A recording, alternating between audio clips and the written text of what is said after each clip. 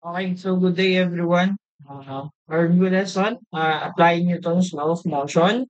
Na-discuss na natin briefly yung kay first law of motion, yung application niya. Ngayon, di-discuss natin further yung mangyayari sa ating first law of motion and second law of motion, yung application nila. Plus, meron pa tayong dagdag dito na friction. Okay? So, let's move. And applying Newton's first law of motion. Blocks of granite are to be hauled up a 15 degrees slope of a quarry, and dirt is to be dumped into a quarry to fill up old holes. To simplify the process, we design a system in which a granite block on a cart with steel wheels, okay, is pulled uphill on on steel rails by a dirt-filled bucket that descends vertically into the quarry. How must the weights 1 and 2 be related in order for the system to move with constant speed. Okay, so constant speed yan, Cash, ibig sabihin in equilibrium. Okay? Tapos, sabi dito may condition tayo, ignore friction in the pulley and wheels and ignore the weight of the cable. Okay? So, let's move to the figure. We have ano dito, sabi kasi, asan yun? Steel rails. Okay, steel rails. So, ilagay na muna natin yung steel rails natin. Ito yon. Halimbawa, ito yon. Ngayon, syempre, sabi niya may cart tayo dyan. Yung cart natin, meron tayong ayan, meron tayong cart pala, sorry. Yung cart natin may granite block. Okay? So, we have your cart and the granite block. Okay? Ngayon, syempre, pulled uphill on the steel rails by a dirt-filled bucket. Okay, dirt-filled bucket, may pulley daw dyan. Okay? So, tignan natin. May rope, pulley, dirt-filled bucket. Yan. Ngayon, ah, descends vertically into the quarry. Ay, sabi niya, descend vertically into the quarry. Ay, sorry, may 15 degrees pa pala dyan na slope. Forgot. Okay, so let's move. Meron tayong descension. Like, descent pala. Sorry, descent. Ayan. Okay? So, yun. So, nag-descend yung bucket natin. Tapos, ang ating i-compute is yung relationship ng ating weight 1 sa weight 2. Ano ba yung weight 1 natin? Weight 1 natin is yung block and cart. Weight 2 natin is yung dirt and bucket. Okay? Pero, i-ano muna natin to, screenshot natin to, class. Ito yung situation na kailangan natin. Okay? Screenshot natin to. Yan. Screenshot natin siya. Kasi ito yung gagamitin natin eh. Ito yung lalagyan natin ng forces, okay? So, bale, sabi dito, we have weight 1 and weight 2. Yan, weight 1 and weight 2. And then, syempre, yung cart kasi natin, class, naka-contact with the, yung ramp, yung rails natin. Okay? So, kapag naka-contact yan, ibig sabihin meron tayong normal force. Ayun. Okay? Tapos, yung umila dun sa ating cart at saka yung bucket natin dyan, yan, we have your tension. Yan. Tapos, to simplify our solution, we have what you call a free body diagram. Okay, yung free body diagram natin, class, yan yung literal na free yung body. So, tatanggalin natin yung mga figure dyan. Tapos, iseset lang natin yung ating figures as particle, point, ganun. Okay? So, sabihin natin, ito yung mga yon. And then, i-rearrange natin yung forces para ma-fit dun sa ating, dun sa ating free body diagram. Okay? So, yan. Ganyan. And then, tatanggalin natin yung picture later. Tapos yun na yung magiging solution natin. Okay? And then, yung 15 degrees pala natin, guys, so before I forget, yung 15 degrees pala natin is ito. Okay? So, you figure out bakit yan yung 15 degrees natin. I will move on to the solution na. I figure out kung bakit yan yung 15 degrees natin. I will move on to our solution kasi ano yan, that is basic trig, I think. Basic trig. Okay? So, move tayo. Tatanggalin ko na yung figure. I-move ko na lang to dun sa ano natin para maging okay. Yung pinaka-okay na ma-solve muna natin is yung dun sa second part, yung may weight 2. Para malaman natin yung tension in the cable. Okay? So, yung Fy natin should be 0 kasi 'di ba? Yung summation ng Fy natin should be 0 kasi nasa Newton's first law of motion tayo and nakalagay din dito na constant speed. So, ibig sabihin, ano to? In equilibrium. Okay? So, T minus W2 is equal to 0. So, ibig sabihin T is equal to W2. Yan, may T na tayo, class. Ngayon, kukunin na natin yung dun sa ating relationship ni weight 1 sa si weight 2. Bago ang lahat, may gagawin muna tayo dito sa ating first figure para sumakto at para hindi na hahaba yung solution natin. Yung gagawin natin, kunin natin to. Okay? Yan, kukunin natin yan, guys. Tapos, i-rotate natin konti. Yan. Okay, kinuha natin siya, tapos re-rotate natin konti para yung para yung y natin, guys, is nasa n, tapos yung x natin is nasa t. Okay? So, ganun yung mangyayari. So, bale, since nagamit na natin yung y part doon, no? Gawin na natin si summation forces y. Ang next natin gagamitin is forces along x. Okay? Forces along x natin, class. Yan. Forces along x is equal to 0. Ayun, summation nila. So, bale, t minus w1 sine 15. Yun. So, bale, T is equal to W1 sine 15. Ayun yung mangyari. Pero meron na kasi tayong T. Yan, may T na tayo. Yung T is equal to W2. So, ibig sabihin mangyayari, W2 is equal to W1 sine 15. Okay, anong relationship na nila? Simplify na lang natin. W2 is equal to 0.26 W1. Okay? So, yan yung ating yan yung relationship nung W2 kay W1. W1, I think that is heavier than W2. Siyempre, bucket of lang naman yun eh. Okay, so 26% lang ng total weight ng cart at sa granite, yun yung si weight 2. Okay? So let's move to our Newton's second law of motion, yung application niya. Okay. So ito, ice boat is at rest on a frictionless horizontal surface. A wind is blowing along the direction of the runner so that for 0 seconds after the ice boat is released, it is moving at 6.0 meters per second. What is the constant acceleration, horizontal force does the wind exert on the ice boat? Tapos, the combined mass of the ice boat and rider is 200 kg. Okay. So, figure tayo dyan, syempre. Pasensyahan nyo na yung figure natin kasi yan. May nagtagbi-tagbing figure yan. Bayan mo na. Okay? So ano sabi dyan? A wind is blowing in the direction of the runners. Yung, yan. Yan. Okay, so, mag-move sa class. Yung, okay. So, kunin natin to. Yan, ito na yung magiging natin eh. Ito yung magiging picture na natin dito class. Kasi di ba, sabi niya, nag-move siya, tapos moving at a constant speed. Speed ba yan? Moving at 6 meters per second. I think that is speed. Okay, so kunin natin yan class. Kunin natin yan. At tapos, ah, tanggalin na natin yung, ito na yung gagawin natin ng free body diagram. Okay, free body diagram. So, paano yun? We have your weight. And weight natin yung 200 kg times 9.81. Ganun. And, yun, we have your normal force. Siyempre, in contact with the may friction kaya tayo? May friction ba tayo? Ay, wala tayong friction dito kasi frictionless pala. Ay, anong next? We have yung FW. We have yung wind. Okay? Tapos, may acceleration tayo. Okay? Ngayon, free body diagram. Ito yung bilog. I-rearrange na natin yung mga yan. Yung. Dito pa rin yung yung A natin na hindi siya kasali dun sa Okay? Diyan yung A natin. Kapag may A tayo, dyan lang siya. Hindi siya kasali dun sa ating mga point kasi hindi naman siya yung nag-act dun sa ating particle. Okay? Understood? Move na natin yung mga, tanggalin natin yung mga yan. Labas ulit natin yung A natin. Kalimutan nyo. Okay. So, anong tanong? What constant horizontal force does the wind exert on the ice bowl? Anong mangyayari dito?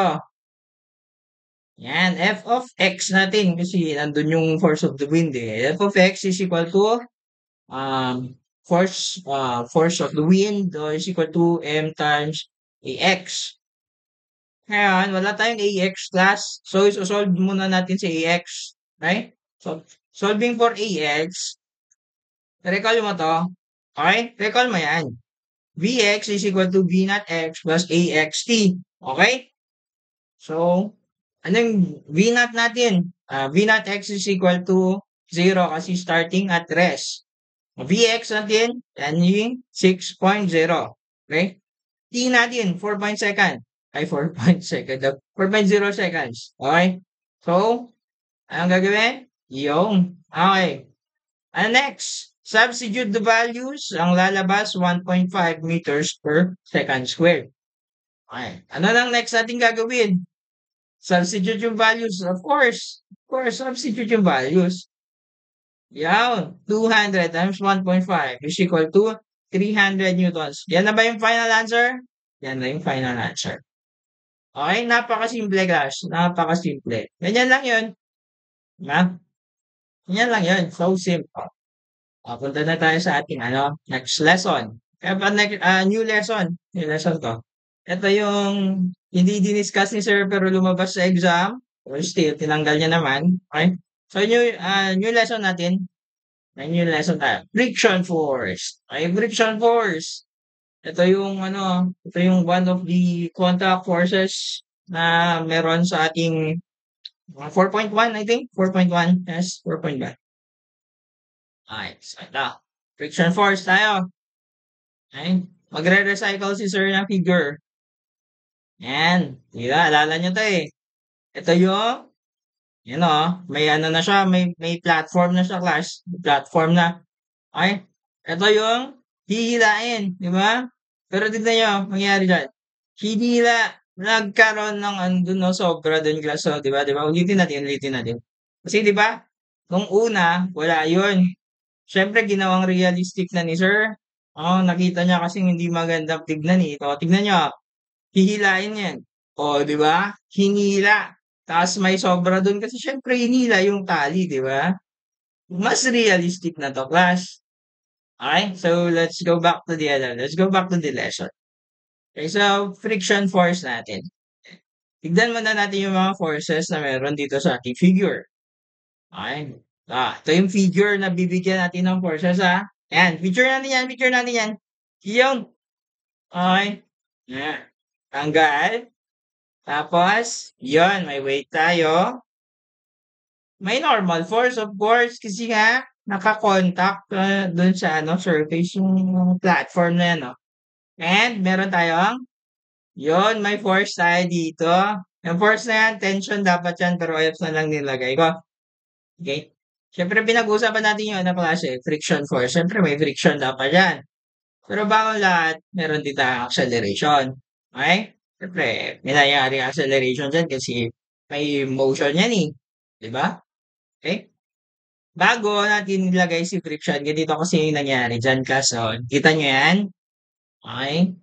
No? Yan, meron kasi tayong dyan, hindi kasi gan ka-smooth yung box. Diba? Although parang smooth siya dyan, na mag-defy yung image nating class, ganyan kasi yung nangyari dun, no? May rough surfaces na nagkikiskisan dyan. Ay kaya tayo magkakaroon ng friction force. May friction force na tayo, class. Okay? Pero, ayan, ay gagawin pala muna natin yung source. Mayroon palang nakalagay dyan na dot. Mag-free body diagram pa pala tayo. Bago tayo mag-free body diagram, i-set, muna natin. I-correct muna natin to. May acceleration kasi tayo, class. Okay? Anong sinasabi ng acceleration? Kapag may acceleration kasi, class, meron tayong movement. So, yung friction force natin, dapat sinasabi dyan, F of K. Okay? Bakit siya F of K, sir? Kinetic friction. Kinetic friction or kinetic friction force. I think that is the writer. Okay? So, bale, kinetic friction force yan. At saka, bago lahat, ating friction force, class, is always perpendicular sa ating normal force, ha? ang ating friction force always perpendicular sa ating normal force. Kasi ang ating normal force perpendicular siya dun sa ating surface and saka lang naman nagkakaroon ng friction kapag meron tayong surface. And yung surface na yun, ay yung friction na yun parallel dun sa surface. Okay? Ayan, let's move. Okay, let's move. Ano yung pangalan niya? Class kinetic friction force. Okay? Yan nakalagay dito. The magnitude of the kinetic friction force usually increases when the normal force increases. Uy, may relationship sila kaso, may relationship sila. Diyan nga natin ang label yung relationship na yan kaso. Sabi dito, magnitude of kinetic usually increases when normal increases. Ibig sabihin that is directly proportional. Paano natin isulat yun, sir? Hindi na natin isulat yun. Fk is directly proportional to n. F of k is directly proportional to n. Or the kinetic friction force is directly proportional to the normal force. Okay? Pero syempre, hindi naman tayo makakagawa ng formula kapag ganyan lang, di ba? Paano yan, sir? F of k is equal to kn. Ganun, di ba? F of k is equal to kn. K, coefficient of proportionality.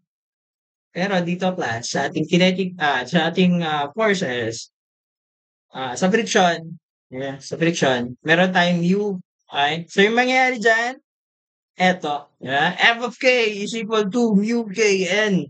Mu kn.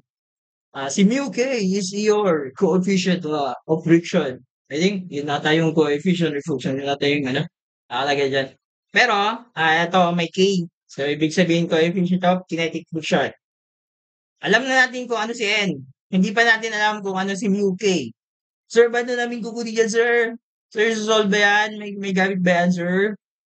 Ito siya, class. Huwag kang mag-alala, meron yan. May kalagay dyan. Yan. Materials. Steel on steel. Aluminum on steel. Copper on steel. Brass on steel. Zinc on cast iron. Copper on cast iron. Glass on glass. Copper on glass. Teflon on Teflon. Teflon on steel. Rubber on dry concrete. Rubber on concrete. Pero wet. Oh. Okay, so yan yung coefficient of kinetic friction natin, which is your mu k. Okay? Kaya na balang memorize yan, class, ha? Hindi, joke lang. Binibigay si mu k. Not unless siya yung sinusol. Ay, binibigay si mu k. Pero kayo bahala kung gusto niyo memorize yan. There's no harm in doing. Okay? Move na tayo sa next. Meron pang isa class na mu k. Kita nyo dito? Kita nyo to?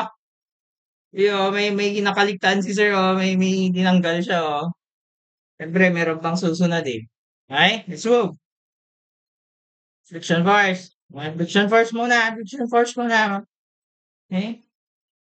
Ay, may box ulit. My God, sir. May box na naman. Okay? Hindi, syempre, platform yan. Ang platform yan. Sabihin natin table. Sabihin natin table. Okay, itong box na to, meron siyang, syempre, may weight yan, di ba? Malamang weight. May, may N na naman, sir. Palagi na lang meron, sir. Syempre, contact forces yun. Ay, nakalagay yung at rest. Ay, boring. Walang motion. Okay? So, kapag walang motion, guys, F is equal to 0. Yun lang. Okay, tapos na yung lesson. Yay! Joke lang. Meron pang susunod dyan. Susunod pa dyan. Ayun. Di ba? May may table tayo eh. May F, tapos F. Bakit dalawang F yun, sir? Big letter yung isa. Okay, big letter yung isa. Okay. Ilagay mo na natin yan, F is equal to 0. Asan yan? Asan yan? Ayun. Nandun siya, nandun siya. Okay, let's move to the next. Kasi syempre nandito yan eh. Ibig sabihin meron din dito. Okay? Nasa gilid eh. Kung nasa gitna yan, wala na yung kasama. Pero kapag nasa gilid, may kasama pa yan. Okay? Let's move. Box ulit. May weight. May normal force. Ay, boy. Yun lang. Joke lang. May Ay! Ay, kamay. Uy, alala ko to, ano to, ano yan? Ay, let's see, let's see. Ay, ay mahina. Mahina, nakalagay, at rest with weak for mahina siya class. So weak. Oh my God, so weak. Ay, ano nangyari diyan? Tignan nga natin kung may F is equal to 0, ano kaya dito sa kabila? Ay, ayun na nga. Diba? Kita mo na yan? Static friction na yung nangyari. Class, meron tayong force na nag-act sa ating object. Ngayon, nag-act yung force, pero hindi pa rin gumalaw yung object. Ay, nag-act yung force, pero hindi pa rin gumalaw yung object. Ibig sabihin, meron tayong friction na-apply, ay may friction force dun na pumigil dun sa force natin para mag-move yung object. Okay, ganun yung nangyari. Tapos, tignan nyo, dito yung una, nadagdagan lang na ganyan. Okay, kahit saan na dyan. Okay, nadagdagan siya eh. Less than mu s n. Ay, kasi yung formula natin kanina, f of s is equal to mu k n. Ay, f of k pala yun, sorry. F of k is equal to mu k n. And naman, nakalagay dito, f of s is less than mu s n. Okay, malalaman nyo mamaya kung ano si mu s n. Okay? Move na tayo dun sa next para malaman nyo na kung ano siya. Move tayo. Yan. Siyempre, same. Siyempre, lalabas ulit natin yung ayaw. Ayan, lalabas natin yun. Yan, siyempre, itutulak na naman yan, di ba? Tulak ko. Yung, mas malakas siya, class. Okay, mas malakas siya. Pero hindi pa rin siya, hindi pa rin siya, tawag na to, hindi pa rin siya nag-move. Kasi yung nangyari, before sliding. Okay? This is what happens before sliding. Okay, so anong nangyari dyan? Ano yan? Ano yan? May F of S tayo dito tapos mu SN dito eh. Pero less than. Ano kaya to? Ayun. Yun naman pala. Okay? Dito, static friction is equal to mu SN, which is your Fs max. Maximum static friction. So, na-achieve natin yung maximum static friction kapag bago mag-slide yung ating object, pag yung moment natin before mag-slide yung object, right? At the moment na i-apply natin yung force na magpapa-slide ng object bago siya gumalaw, nandun si Fs max. Ay, bago siya gumalaw, nandun si Fs max. And then, tignan nyo to, class. Tignan nyo to. F, F, F, F. This is a square. Okay, square yan, class. Ibig sabihin, yung magnitude ng friction natin ay equal sa magnitude ng ating force. Kapag sumobra na dun, mag-move na yan. Okay? Kapag sumobra na dun, mag-move na yan. Okay? So, yun. Pero tignan nyo, class, meron pang isa. Meron pang isa, 1, 2, may space pa, kaya pa ang isa. Kaya pa ang isa. Madami pang space, nako, tignan nga natin kung ano yan. Syempre, same. Tignan natin. Ayun. Okay. Let's see. What's happening? Ay, tinulak. Ayun. Meron na tayong sliding, may sliding na tayo. Tignan nyo to, guys. Ito, mas mahaba to. Okay? Ito, ay, same pala ito sila. Ay, same naman sila. Nako lang yan. Same to. Sorry, mali lang yung ating figure. Pero dito, class, mas maliit na yun, mas maliit na yun, di ba? Mas maliit na yun, mas malaki na to. Okay? So, ayan. Sliding at constant speed. Okay? So, paano to, sir? Ano yan, sir? Nag-slide na siya. Static friction pa ba yan? Siyempre, hindi na, class. Yun na, di ba? Yun. Yun. What? Ayun siya, class. So, F of K na siya, class, is equal to mu Kn. So, yung static friction natin, ito lang. But madali na, guys, sir. Siyempre, may ano tayo dito. may representation kasi tayo dito.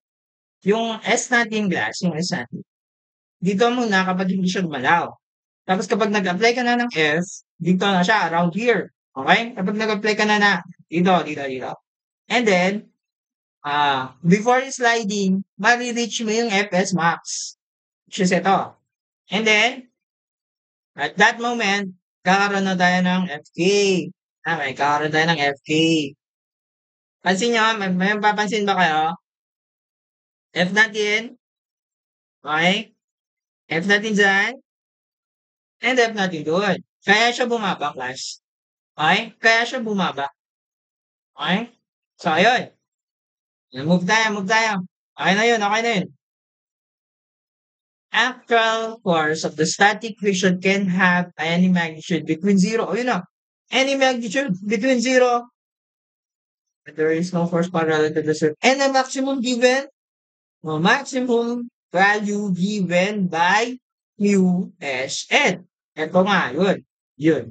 Okay? So, ibig sabihin, yung, nakikita niya, Fs is less than or equal to mu s of n. Okay? Ayun, mu s of n siya, class. S of n.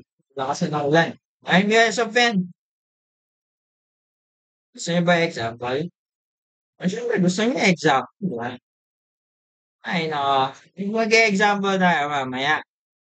Tanggalin lang muna ni sir yung ano, ha? Tanggalin lang muna ni sir yung nilagay niya dito. Ayun, yun naman kasi nakompleto na natin yung table. May MUS na tayo diyan. Hindi ko na babasahin lahat yan, ha? Lumalakas na kasing ulan. Ay, hindi ko na babasahin yan. Okay, let's move. Punta na tayo. Example natin. Example. Yes, example natin to. Example natin. Makinig kayo mga. Mag-blackboard tayo, guys. Blackboard. May chalk tayo, guys. Yan, may chalk tayo. Tapos, ang sakit. Ay, ang tanong ko sa inyo, may nangyari bang F of S and F of K dyan? May nangyari bang F of S and F of K dyan? Sagutin niyo yan next meeting. On sa next meeting natin. Okay? Fine, so let's move. Let's move. Let's move na talaga sa example. Yan, may example tayo dito. You want to move a 500, 500 crate across the level 4. To start the crate moving, you have to push with a 230 Newton horizontal force. When the crate breaks loose, it starts to move. You can keep it moving at a constant velocity with only 200 Newton. What are the coefficients of static and kinetic friction? Example natin example na to. Move tayo. Ay! Ayun yung crate. Meron siyang platform. Ano naman platform sa class? Tapos, syempre sabi niya, you want to move. Ikaw daw. Ay! Ikaw ba yan? Yan o. Move mo daw. 230. Hindi naman gumalaw, sir.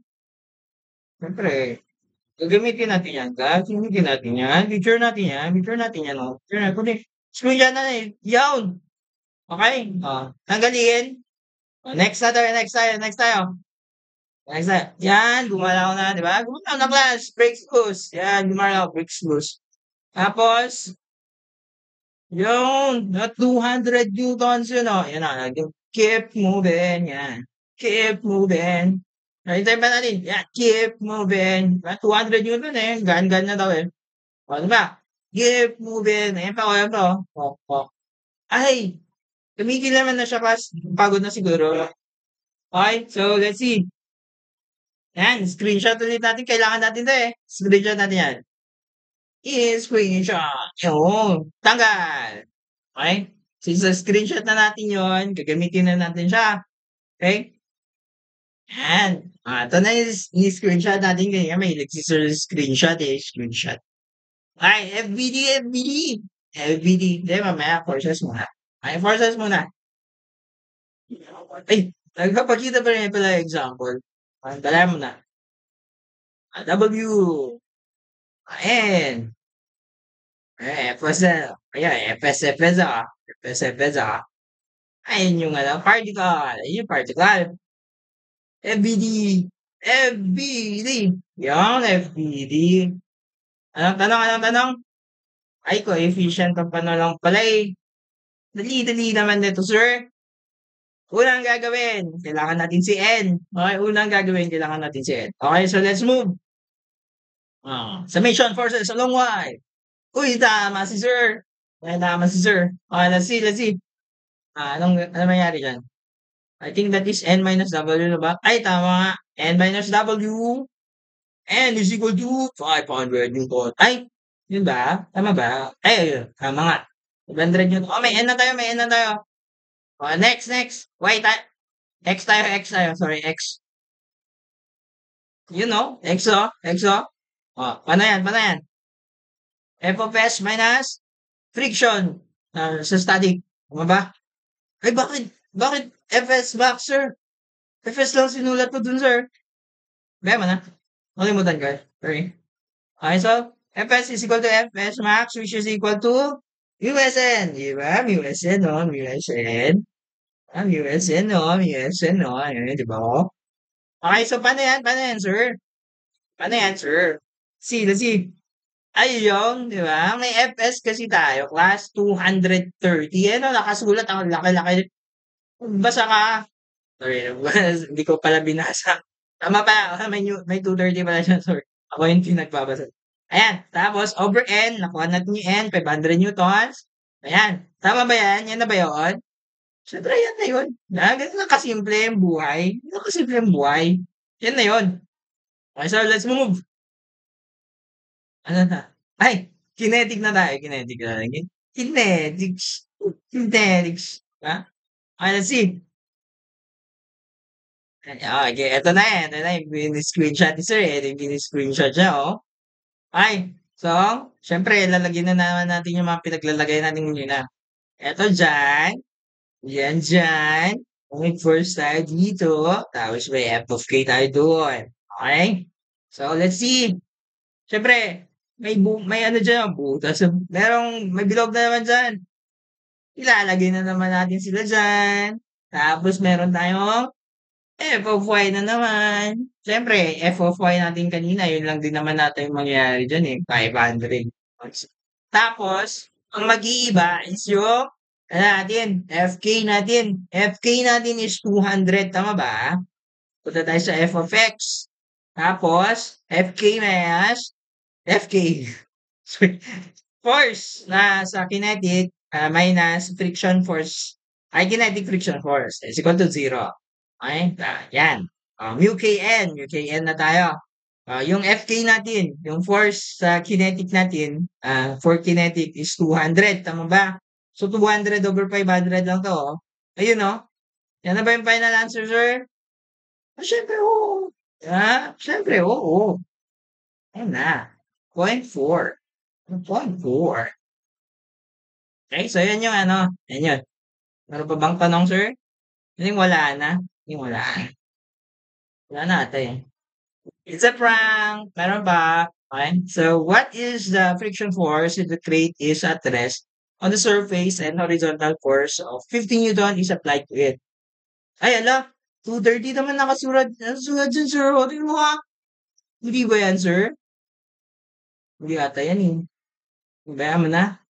Wala na lang, ma'am. Ayun o. 50 Newtons pala nakasulat eh. Yun kasi. Yun ngayon, palitan naman. Tama lang naman ako. Palitan naman pala eh. Yun lang naman pala ako eh. Ayan, 50 newtons lang. Ayan.